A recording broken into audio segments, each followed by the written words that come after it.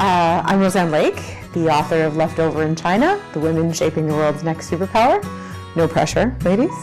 And I was based in China as a reporter, mainly in TV, between 2009 and 2014. The book is about a population of women, rather incongruously known as leftovers.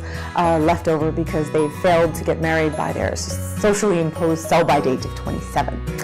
And I met a lot of these women when I was working as a television reporter and was immediately struck by the rather unsavory label that they were given, but that otherwise described a very promising population. And I soon discovered that many of these women were only daughters. They were part of China's first generations of only daughters who were born under the one-child policy into families who were brave enough to keep a daughter at a time when most families wanted a son.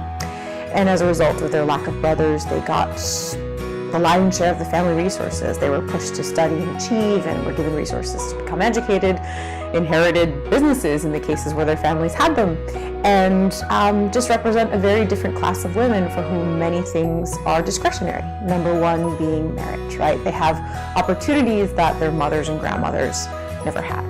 And of course, on the other side of that equation, I discovered there are leftover men, or guanggun, their branches, who are leftover for very different reasons. They're the other side of this demographic coin of the one-child policy.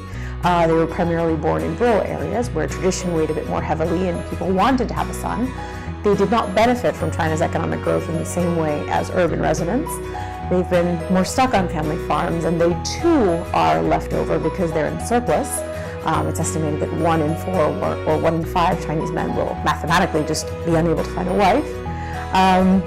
And of course, they're not very compatible with these women in urban areas because geographically, socially, economically, and from an educational perspective, they're not going to cross paths.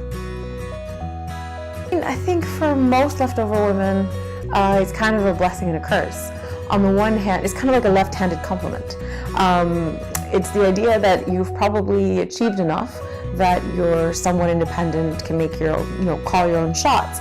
But at the same time, it's an unpalatable term, and there is this constant sort of niggling sense.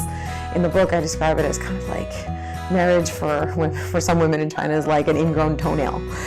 So there's this niggling pain in the sense that if you don't address it soon, it's going to get worse.